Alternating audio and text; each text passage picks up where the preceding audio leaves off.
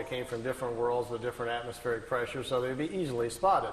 He says this is what went later on to much of the Greek myth and the folklore about the giants. The Lyrians also are the people who in the past have taken earth people and mixed them with fish and with animals and other things, creating the old stories of mermaids and different things. Those things actually kind of happen. But their bodies, after a few incarnations, will deteriorate down to normal size because of the sun that they're living within. It will come back down. So, no, we can't really. And because we've mixed up 7 or 8 races on Earth that are now even more than ever beginning to intermarry and mix up, there's another big problem, which I'll explain after the break, about how our spirit doesn't go in the right place. We're doing that a lot. We're getting people out of their normal paths where they're not coming in where they're supposed to and when they're supposed to. And that causes problems and puts them within different families where they're out of step and so forth. So there are things that are going on. And I'm going to explain that to you in natural order on the second part here a little bit. Yeah? You get 2 questions. Yeah.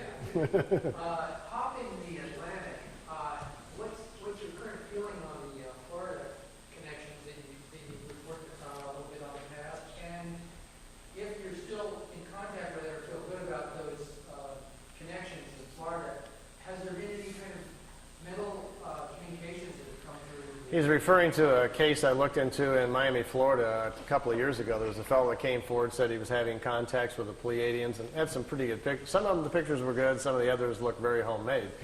The pictures that I liked, I listened to his story and put a video out called The Miami Contacts, and as things will go sometimes in life, made a little error there. Tape had only been out about 6 months when I discovered that 3 of the pictures at the end were fakes, and that the craft that was supposed to be flying along beside him down the freeway wasn't a craft at all. Instead, it was a blimp from Virgin Lightships in Orlando, Florida. So I kind of stepped in it there.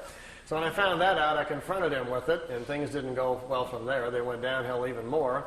As I found out the person who helped him put together the videotape he supplied me came forward and said, well, he cut out the strings on the other part and did video effects. Those were fake.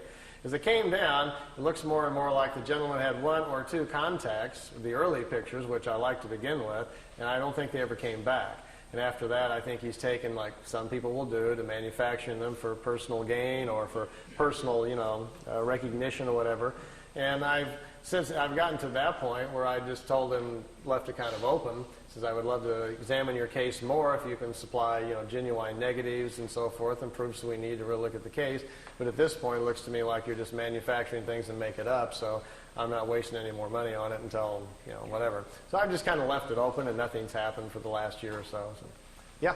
Yeah, I used to be into making pyramids years ago. I built some rather good size. I had a 3/4-inch copper plumbing pipe and followed many books on it. That pyramid phenomenon is supposed to sound very fantastic. Do you have any no pipes over there. Size of the plans or what they actually did? The pyramid itself, you can't stand up in it. It's probably this high, and it's solid copper. There's no tubes.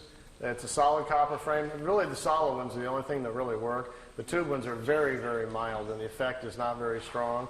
But the dimensions are same as the Great Pyramid, the standard pyramid geometry. It's a 4-sided pyramid, just like the Giza Pyramid. The top of it, though, has a little device on it. It's an accelerator that accelerates the mind waves. So when you meditate stronger and deeper quicker. So you're out of time within seconds. You don't know where you're at. And you're not allowed in it unless you have the buddy system. Somebody has to watch you go in, and the timer's put on, and they watch you. I wasn't that good, but a couple of the people there at the center float when they get in. After about 10 minutes, their bodies get to such a high state, they start twisting, and they're just turning around in the air. And they have to be on a timer to bring them back down. They watch their bodies so they don't fall on their head and things like that. So some of them are quite astute at it, much like the people in the East are at it. The accelerator is no longer there. It was taken from Billy. The Pleiadians took it back. They made it for him and provided it. They took the accelerator back, so it's no longer on the pyramid. But his pyramid's solid copper. So it's solid, all the walls, it has like little edges. Yeah, you go underneath. It's copper, right? Yeah. Yeah, you crawl underneath, and you come up inside of the pyramid and sit down on your little pad and get into position so your head's 2/3 of the way up, the critical spot there where the waves come in.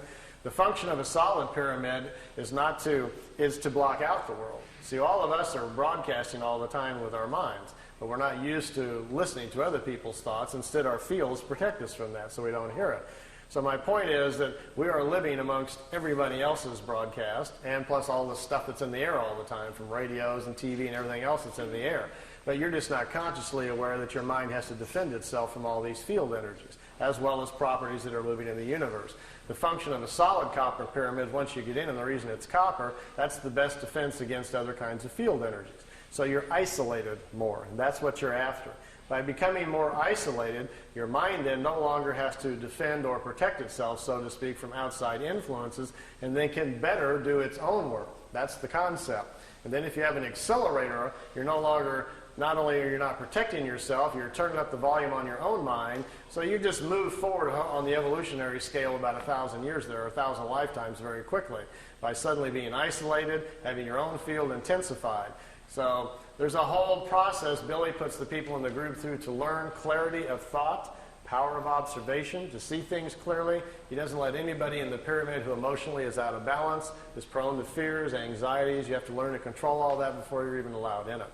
So it's a whole system of mind and thought, which I'll go over with you a little bit on the next section. And once that's obtained, then you're allowed to use the pyramid, and then who knows where you're going to go from there. So, yeah. No, I never floated around. I'm not that good. But yeah, over here.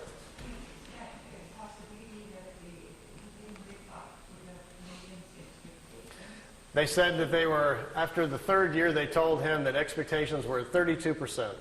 That's about where it was at. The contacts were stopped because Billy's health was failing rapidly from trying to control the group around him, which was getting very out of control. Once the people around him learned what was going on, it settled in on them, the levity of what was happening. This concept of being special set in on too many of them, where they thought they were better than everybody else and they'd been handpicked somehow for the planet. And that thinking got carried away and the group just got very out of control. And at that point, we stop at this point. It no longer serves our interest. So to them, in many ways, and they told Billy throughout the 3 years, that much of this is a test to see how people will respond with open contact with us. We'll have physical contact with you. The people that live around you, we will not have physical contact with, but they will be made to know it's for real. We want to examine what happens to the human condition when it tips over, when reality steps in and takes over your current thinking.